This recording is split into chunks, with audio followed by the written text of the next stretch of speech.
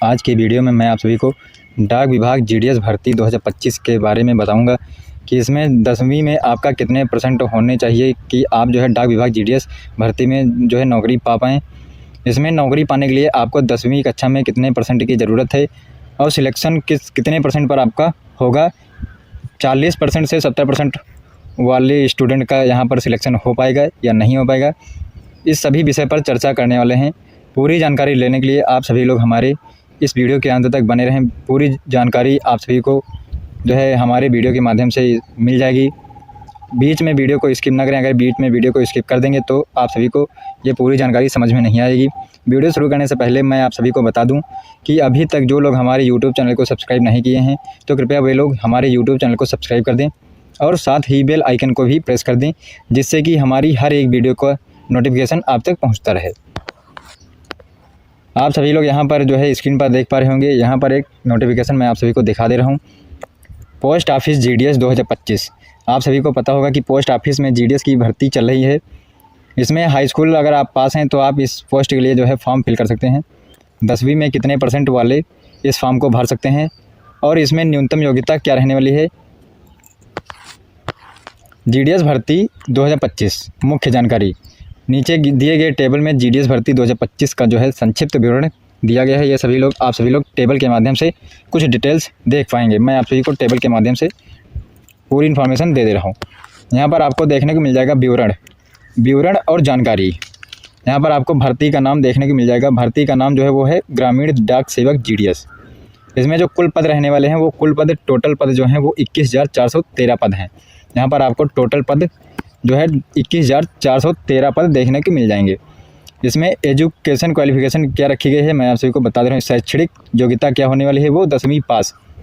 गणित और अंग्रेजी अनिवार्य है। अगर आपके पास 10वीं में गणित और अंग्रेजी सब्जेक्ट है तो आप इस वैकेंसी के लिए फॉर्म फिल कर सकते हैं। उसके बाद में यहाँ पर आयु सीमा क्या होने वाली है। आयु सीमा इसमें जो होने वाली है वो 18 से 40 वर्ष, यानी कि अगर आपकी उम्र 18 साल से 40 वर्ष के बीच में है तो आप इस भर्ती के लिए आवेदन कर सकते हैं। आवेदन की अंतिम तिथि क्या है। आवेदन की अंतिम तिथि जो रखी गई है वो 3 मार्च 2025 है, यानी कि आप इस वैकेंसी के लिए सिर्फ 3 मार्च 2025 तक ही आवेदन कर सकते हैं। आवेदन की अंतिम तिथि 3 मार्च 2025 यहाँ पर मैं बता दिया हूँ आप सभी को। चयन प्रक्रिया क्या होने वाली है। यहाँ पर जो चयन सिलेक्शन प्रोसेस है वो है मेरिट लिस्ट 10वीं के अंकों के आधार पर, यानी कि आपके क्लास 10th के मार्कशीट के अकॉर्डिंग जितने भी परसेंटेज के हिसाब से आपका यहाँ पर सिलेक्शन होगा। हाई स्कूल की मार्कशीट के हिसाब से यहाँ पर आपकी मेरिट बनेगी। आपको मैं बता दूंगा कि इसमें जो है आप इस भर्ती में आपको कैसे नौकरी मिलेगी, इसमें कितने परसेंट होने पर आपको डाक सेवा में जीडीएस की वैकेंसी में आपको जॉब मिल जाएगी। मैं आप सभी को बता दे रहा हूँ। यहाँ पर पूरी जानकारी देने से पहले मैं आप सभी को सैलरी वेतन के बारे में डिस्कस कर देता हूँ। यहाँ पर सैलरी जो रहने वाली है वो बीपीएम के लिए 12,000 रुपये से 29,380 रुपये और एबीपीएम के लिए जो सैलरी रहने वाली है वो 10,000 रुपये से 24,470 रुपये रहने वाली है पर मंथ। जीडीएस फॉर्म भरने के लिए न्यूनतम प्रतिशत कितना होना चाहिए यहाँ पर मैं आप सभी को बता दे रहा हूँ। ग्रामीण डाक सेवक भर्ती में चयन पूरी तरह से 10वीं कक्षा के अंकों पर आधारित होता है। यह सुनिश्चित करने के लिए कि आप आवेदन कर सकते हैं और चयनित हो सकते हैं निम्नलिखित बातों को ध्यान रखते हुए। यहाँ पर शैक्षणिक योग्यता में आपको कुछ बातें ध्यान में रखनी होगी, जैसे कि उम्मीदवार को किसी मान्यता प्राप्त गणित और अंग्रेजी विषयों के साथ 10वीं पास होना अनिवार्य है। उसके बाद में जिस भी जगह के लिए आप फॉर्म भर रहे हैं जीडीएस में तो आपको वहाँ की स्थानीय भाषा का ज्ञान होना अनिवार्य है। कट ऑफ प्रतिशत क्या होने वाला है मैं आप सभी को यहाँ पर बता दे रहा हूँ। जीडीएस भर्ती में कट ऑफ हर साल बदलती रहती है।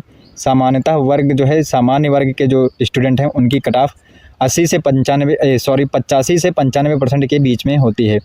जो जनरल कैटेगरी के स्टूडेंट हैं यहाँ पर मैं आप सभी को बता दे रहा हूँ,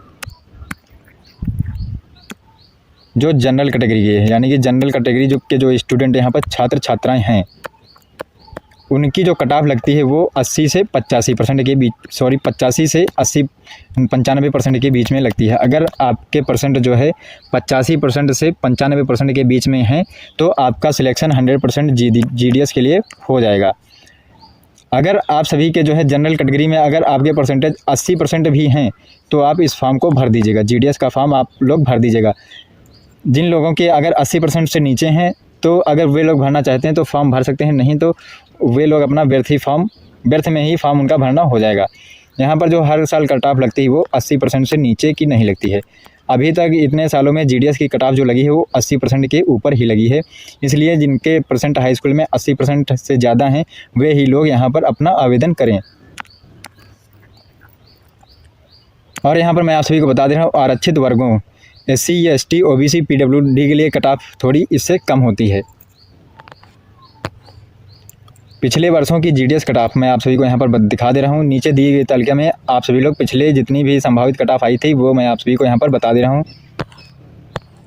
यहाँ पर आप लोग श्रेणी वाइज कट ऑफ देख सकते हैं। यहाँ पर आपको श्रेणी देखने को मिल जाएगा। उसके बाद में कट ऑफ प्रतिशत 2024 का यहाँ पर आपको देखने को मिल जाएगा, यानी कि पिछले साल 2024 का यहाँ पर आपको कट ऑफ देखने को मिल जाएगा। यहाँ पर जो सामान्य की कट ऑफ लगी थी ये 85 से 95% के बीच में लगी थी।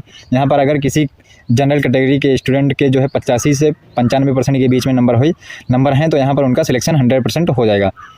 और आर्थिक रूप से कमज़ोर वर्ग के जितने भी स्टूडेंट हैं, यानी कि EWS के जो भी स्टूडेंट हैं, उनकी कट ऑफ जो पिछली बार लगी थी वो 84% से लेकर के 91% के बीच में यहाँ पर कट ऑफ लगी थी। और यहाँ पर बात करूँ अन्य पिछला वर्ग यानी कि OBC के लिए, OBC की जो पिछली बार कट ऑफ लगी थी वो 80% से लेकर के 88% के बीच में कट ऑफ लगी थी। यहीं पर बात करूँ अनुसूचित जाति SC की 80 से 87% के बीच में कट ऑफ लगी थी। और अनुसूचित जनजाति ST की यहाँ पर 79% से 84% के बीच में पिछले साल कट ऑफ लगी थी।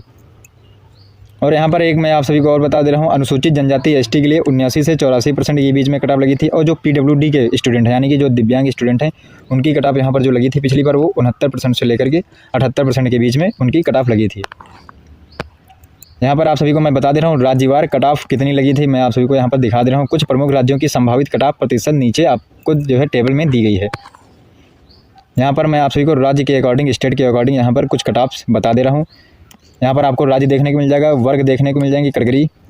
बिहार में जो कट ऑफ लगी थी वो 97.6% यहाँ पर जनरल की कट ऑफ लगी थी।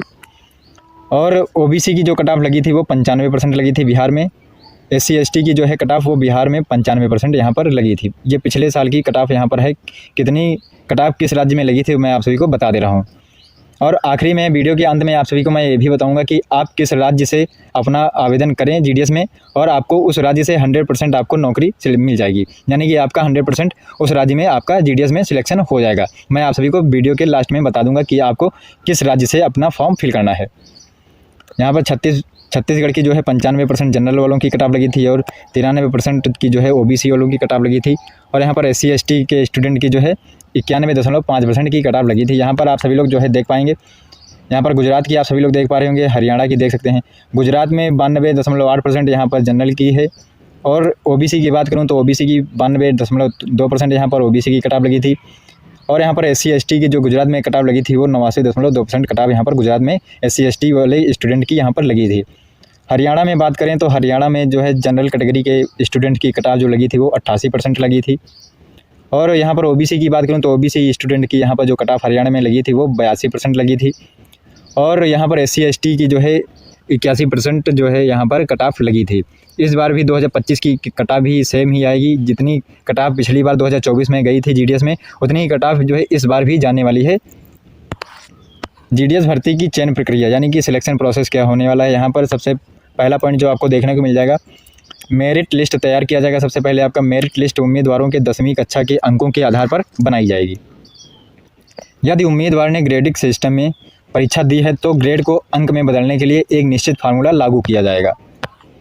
उसके बाद में आपको दूसरा पॉइंट यहाँ पर देखने को मिल जाएगा, दस्तावेज सत्यापन।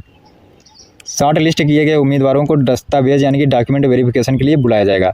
आवश्यक दस्तावेज जैसे मूल मार्कशीट, आपकी हाई स्कूल की मार्कशीट यहाँ पर अनिवार्य है। उसके बाद में जो है अगला स्टेप चिकित्सा परीक्षण, यहाँ पर आपका मेडिकल लिया जाएगा। अंतिम चरण में उम्मीदवार का मेडिकल फिटनेस परीक्षण किया जाएगा।